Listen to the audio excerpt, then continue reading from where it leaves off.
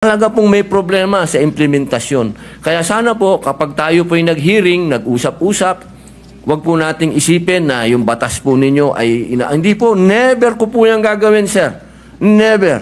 Ako po, gusto ko po magtulungan po tayo para masaayos po natin kung ano ang future ng ating mga kabataan. Kung saan ang direksyon po nila. Katulad po ninyo ako, sumasama po ako sa inyo. Yun lamang po, ang dala ko po sa inyo ay point of view ng ibang naratibo naman. Naratibo po yan ng isang taong nakulong.